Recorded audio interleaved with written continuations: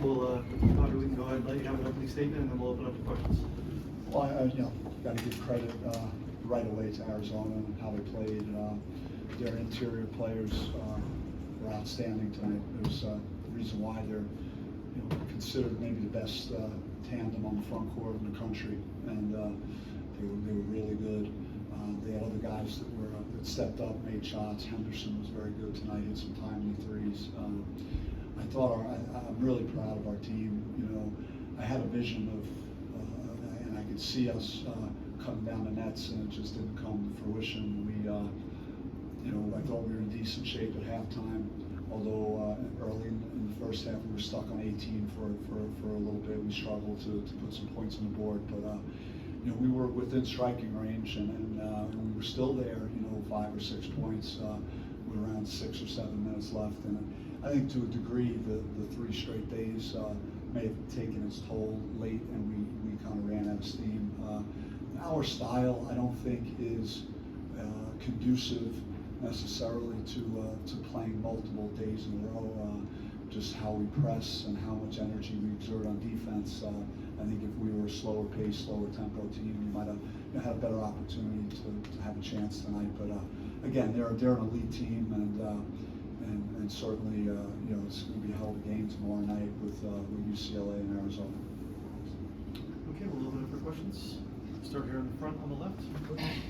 Scott Sanduli, Devil's Digest. Coach Hurley, your team's done everything they can on the court now, and it's up to the powers that be for the NCAA tournament. What are your thoughts going into Sunday? I respect the process, and I've been through the process, and I understand the evaluation process, and you respect other teams that have had good seasons and are being considered as we are. I truly believe, though, that if you take our 3 best wins and you compare them to other bubble teams, I don't think it's close. And we've demonstrated that we could go away from our home court and win, and that's a major priority in the NCAA tournament. We have 7 true road games, road wins, 5. We're 5-1 on a neutral court, and so I won 22 games in a power conference. I mean, how much more do you really have to do? So I think these guys deserve it.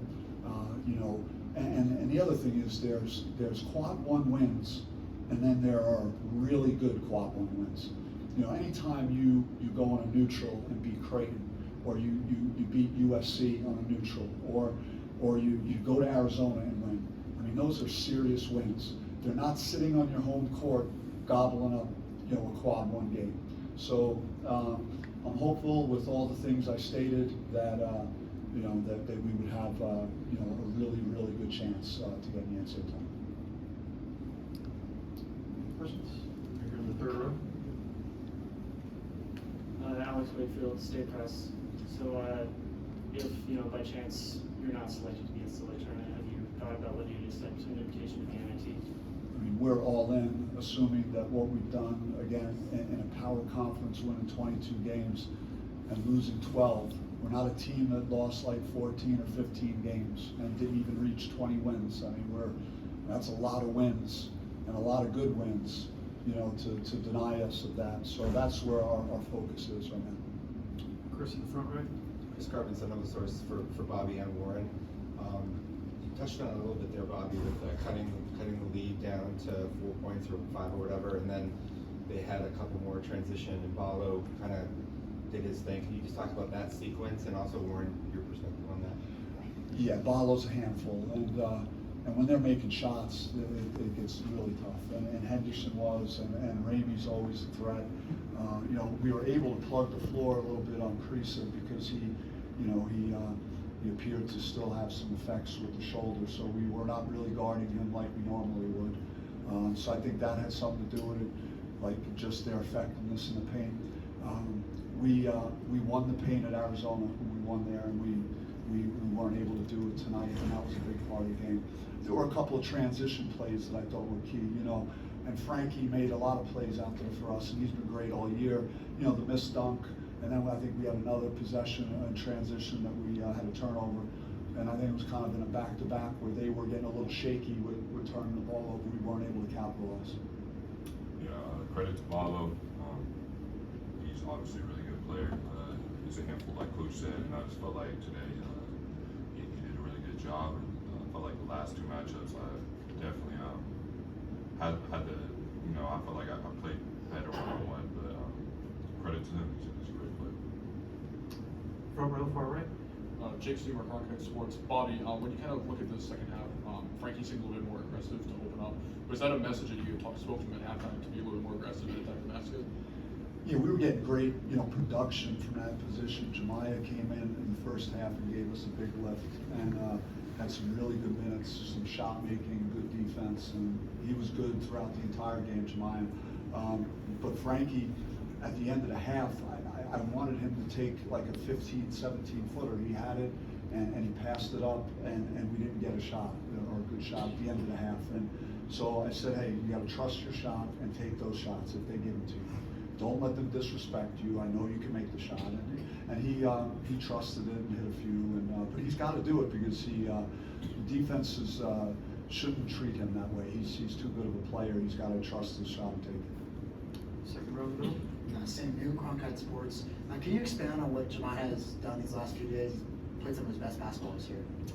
Yeah, it's about seizing opportunity, and he's done it. With Austin's unfortunate, concussion stuff. Jemiah, I saw it the week of practice coming into Arizona and he just, he knew he was going to have a bigger role. That knowing that Austin was going to be out. And to his credit, he's always stayed ready. And it was unfortunate because he was one of our best players in the offseason, and he had a lower leg injury, and he was set back early in the year, and so he had to work his way and climb his way into the rotation, and he's done it, and he's been very productive. He had a great time. Third row, far right. And ParkerRivals.com. Question for both coach and players. Obviously, this one didn't go the way you guys wanted to, but you guys have done a really good job throughout the season of just winning close games. For example, 2 wins over Stanford by 4 points. You guys just found ways to win close games. Just what's been the key to you guys being able to do that consistently throughout the entire season? Well, we have a good mixture of youth and experience and guys that have been in these games before. Warren's been in a lot of big games. Devin at Auburn transferred. Dez, Frankie last year, and then we had the core coming back that were very motivated. I think our conditioning is top notch. We work very hard in practice, and so down the stretch of games, we could close people out. We got clutch players that can step up and make plays down the stretch. Along with what Coach said, I would say together, because we really like brothers, and I think we all have confidence in each other, and we thrive in those moments because we're together. We're a real team, so I think that's what helped us in the close games, just togetherness. I feel like our conditioning and the fact that we have grit. I feel like grit's our identity. We've developed that over the year. I feel like those type of teams are always going to have an advantage in close games. Front row, Michelle. Michelle Gardner, Arizona Republic. Jemiah, obviously, Coach mentioned you seizing the opportunity with Austin not able to play. Can you kind of talk about how you go about practice and trying to keep yourself prepared so that when you get the chance, you're ready? Well, Coach is always on me about going hard every day, going game speed. So just not trying to take no days off, and working hard at practice and being there for when I never start. Last one here with Chris. Bobby, you have been to the first four twice previously, so I'm not saying that's going to happen, but in the event that it does, what have you taken from those experiences that helps you prepare this team? Well, it's a quick turnaround, and so tonight it's late Friday, and obviously selection show Sunday, and then the game will be early next week. So it's going to be when hopefully we are selected to dive right into film and start watching tape of our opponent, getting our guys dialed in for travel, and just there's a lot of logistical stuff that needs to happen like instantly, and then from there it's easy to motivate when you're in that tournament. It's so special. There's nothing like it. So these guys are going to be hungry to play, and so no matter where we go, we're going to be eager to get out there and on the floor. Thank you guys. Great. Thank you. Appreciate the time. Thank you, gentlemen.